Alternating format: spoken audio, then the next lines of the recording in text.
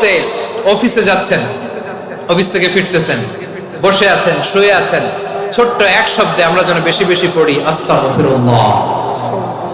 আওয়াজ করে আমার সাথে পড়ুন আস্তাগফিরুল্লাহ, আবার পড়ুন আস্তাগফিরুল্লাহ।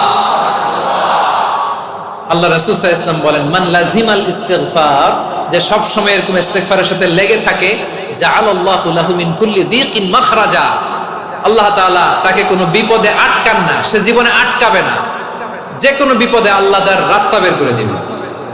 Way out, you will get a way out and solution. সুবহানাল্লাহ।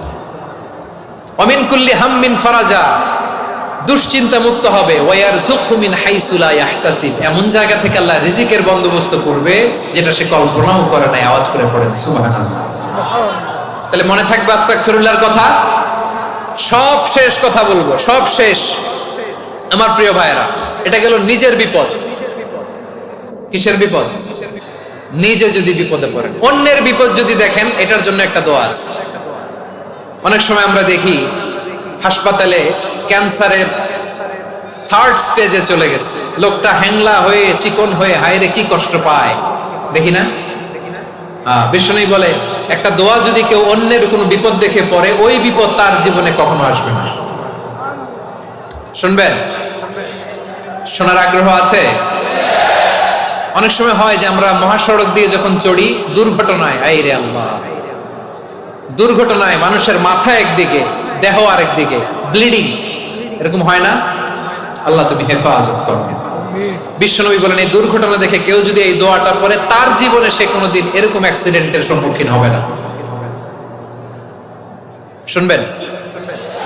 বিশ্বনবী বলেন, অন্যের বিপদ দেখে কেউ যদি পড়ে, আলহামদুলিল্লাহিল্লাযী আফানি মিম্মা বতালাকা বিহি ওয়া ফাদ্দালানি আলা কাসীরিন মিম্মান খালাকা তাফদীলা, মানে প্রশংসা সেই আল্লাহর, যে আল্লাহ তাআলা তোমাকে যেই জিনিস দিয়ে পরীক্ষা করেছে, আমাকে ওইটা থেকে বাঁচিয়ে দিয়েছে।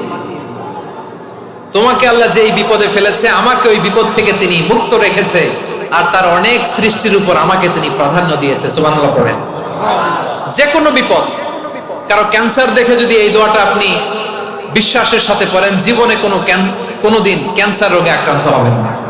দুর্ঘটনা দেখে যদি পড়েন, ওই দুর্ঘটনা আপনাকে স্পর্শ করবে না। যে কোনো কারো বিপদ দেখে যদি কোনো বিশ্বাসী বান্দা এই দোয়া পড়ে, বিশ্বনবী বলেন, লাম ইউসিবহু যালিকাল বালা, ওই বিপদ তাকে আর ধরবে না। উফিয়া মিনহু মিন যালিকাল বালা কাইনাম মা কান, সে যতদিন হায়াত পাবে কোনোদিন ওই বিপদ তাকে স্পর্শ করবে না। এই দোয়াটা পড়তে রাজি আছেন আমার প্রিয় ভাইরা? তাহলে পুরো আলোচনার সেন্ট্রাল থিম হচ্ছে, আমাদের জীবনে বিপদ আসবে, কষ্ট আসবে, দুঃখ আসবে, কিন্তু বিপদে আপদে আমরা হাল ছেড়ে দিব না, হতাশ হব না। মুমিন হতাশ হয় না, নিরাশ হয় না, হাল ছেড়ে দেয় না। মুমিন ভরসা রাখে একজনের উপর। আওয়াজ করে বলুন, তিনি কে?